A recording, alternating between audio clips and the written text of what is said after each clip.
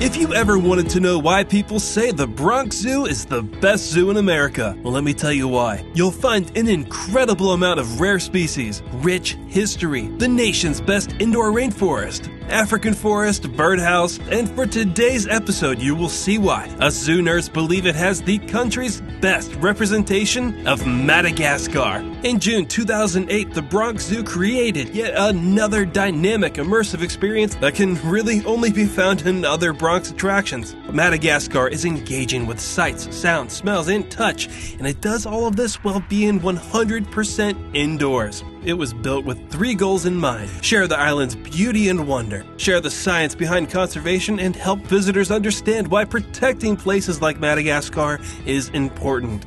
Before we begin, I'd love it if you press those like and subscribe buttons to officially join this zoo crew if you haven't already. Then I would like all of you to get the comments going with this one not at all confusing question. Name one exhibit attraction at your local zoo that you'd get rid of, and what existing exhibit from another zoo would you replace it with? Madagascar is located just past the historic zoo center in the Astor Court. Madagascar is one of the park's newer projects and is built within a national landmark. This is the old, once state-of-the-art lion house that's been standing since 1903, and you can even still see the outlinings of the outdoor cages. As husbandry got better, the lion house did close in the late 80s and actually sat empty for over 20 years before something new took its place. None of this Madagascar's 5 galleries are particularly large, but we learned in the last episode that Bronx can make even the smallest spaces look like the real thing. And part of the building's charm is that nearly every major display is modeled after a real specific location. This is the dry forest of the Tsingy Cliffs, located in the western region of the island. Needle-shaped limestone formations that began forming hundreds of millions of years ago from tectonic activity and erosion from a lot of rain. Singi in Malagasy means walking on tippy toes, or where one cannot walk barefoot. It's no place for us, but perfect for this positively weird lemur known as the Sifaka, or Sifaka, or Debbie. I personally couldn't find a source confirming that the Coquerel Sifaka lives in the Tsingy Cliffs, but I know that these do. Sifakas don't get around the same way other lemurs do. Those long back legs make it really awkward to walk on all fours, so they like to stay in an upright position as much as possible. Put them on the ground, and they'll gallop, skip, and hop sideways. And in the trees, those frog-like legs will let them fly 30 to 40 feet from tree to tree. And I also mentioned in the last episode of the Bronx Zoo that they are really good at making 2 spaces look like one. It's a small example, but still an example nonetheless. Inside the cliffs, you and the lemurs can try to find a Malagasy hognose snake. A lot of zoos have the same rules. Don't do this, don't touch that. Don't film for monetary gain, stuff like that. But when I go back, I'm going to make sure that I touch this egg. Not sure if it still works, but apparently, if you do, the wall reveals a skeleton of an elephant bird, presumably the heaviest bird to ever exist. From the peaks and forests of the Tsingy Cliffs, we're drawn deeper into the Tsingy Caves, also formed by millions of years of erosion, but this time from the effect of rivers. Several creatures call this damp environment home. In the Bronx Tsingy Caves, look up in the viewing area and you'll find bats of the fake variety. The 17,000-gallon pool puts you nose to nose with hundreds of freshwater cichlids and Nile crocodiles. We've seen a lot of crocodilians on this channel, but never like this. You think of them living in rivers, lakes, and swamps of sub-Saharan Africa, mainland Africa. Madagascar was home to its own crocodile until at least 2,000 years ago. Some believe Nile crocs made the 250 or so mile swim to the island a few hundred years ago. Others believe they migrated a lot sooner than that and even lived with that now extinct species. Like every large display in this Madagascar, it's 2 stories tall. The cave has an opening at the top, giving the crocodiles a chance to soak in some natural light on the beach area, but if they want their privacy, there are basking lamps in the back. Just in case you might be thinking, This isn't exactly an adequate space for a nearly full-grown mega crocodile, but since I filmed this, I got the news that they were replaced with a few smaller individuals. The next room takes a break from the immersion and is not based on an actual location. The Small Wonders Big Threats Gallery combines live animals with a very interesting, to say the least, film experience. It took me a second to figure out the concept, but not only does it shrink you down to the size of a lizard, but the videos point out threats in Madagascar, and the gallery itself is dedicated to the island's microfauna. As far as animals go, there wasn't a lot going on. There's a very tall terrarium with double-sided viewing for a Malagasy Ground Boa, a tank for itty-bitty endangered killifish. Nearly everything else was signed, but no one seemed to be home. A little unfulfilling at first, but then I spotted a Bronx Zoo legend. Something I hear that even locals dream of seeing. The mouse lemur. Yes, that's what mort is. In the last episode, we saw the world's largest primate species next to the world's smallest monkey. Let's say hello to the world's smallest primate species in general. There are 24 kinds of recognized mouse lemurs. Now, if you include the tail, 11.5 inches is about their max length, and 2 or so ounces for their weight, which is almost 2 times lighter than your phone. But kind of ironically, the gray mouse lemur is one of the largest of its kind.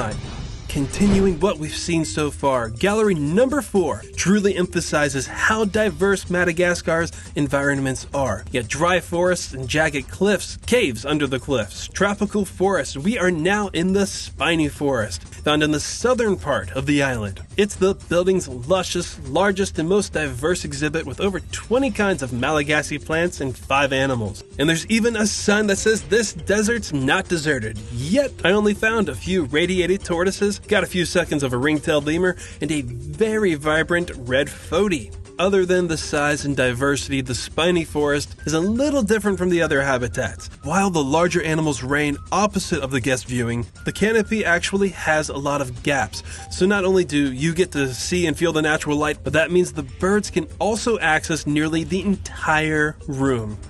As a totally not almost 30-year-old man, I had way too much fun filming the Discovery Zone. It has plenty of hands-on, pull this, pull that opportunities that puts you in the shoes of a conservation scientist, figuring out a whole lot of who did this and who did that, and the answers are recorded on field notes. Like, how does a baobab survive in the desert? Like any tree, it's able to retain a bunch of water. Who lives under this rock? A bunch of venomous scorpions. Who's hiding in this log? A giant African millipede and a tenrec, which I think used to be exhibited in the Small Wonders room. And then we have my favorite. Whatever statue these telescopes are facing is then reflected by actual footage of the real species in the viewfinder. Sometimes. Fortunately for the 2 million or so that visit the Bronx Zoo every year, this is not a hands-on experience. Step into this rotted baobab tree and you're surrounded by thousands, I've read between 60 to 100,000 hissing cockroaches. They can push air out of naturally specially modified spiracles or openings in their exoskeleton, producing a noise that sounds like a cat who just met another cat. They'll do this for a number of reasons. If you pick them up, shine a light on them, or just really disturb them in any way. But it also acts like an alarm call to the rest of the colony when danger is afoot. It isn't talked about too often, or at least I don't think it is, but Bronx has one of the better reptile collections out there. Couldn't spot the lizards? That's okay, because this display is mostly dedicated to the younger radiated and spider tortoises, 2 critically endangered species, and 2 species that this zoo successfully breeds through the AZA's Species Survival Plan. I think it's safe to say that like 99% of Madagascar attractions out there are about lemurs, and a few reptiles. This one has something I'm sure most of you have never even heard of before: the ring-tailed mongoose.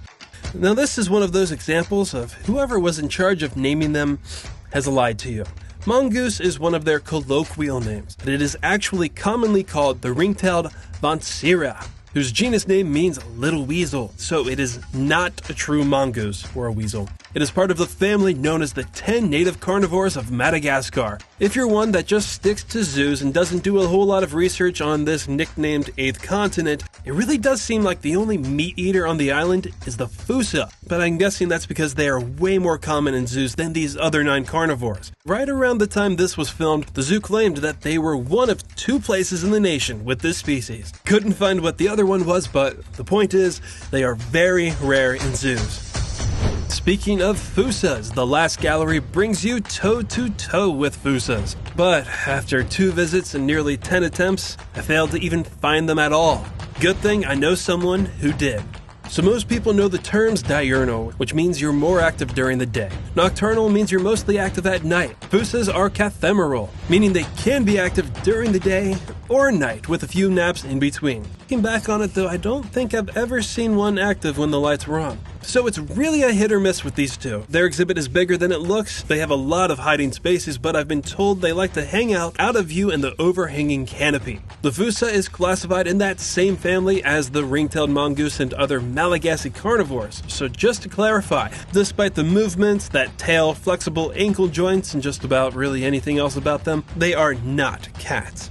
While the ring-tailed mongoose takes care of the smaller stuff in the food chain, more than 50% of the Fossa's diet is lemur. Madagascar closes with another beautifully designed habitat for red ruffed lemurs. And remember the hognose snake that's tucked into the crevice of the Sifaka cliffs? It's not too different here because the lemurs do have access to this fish tank.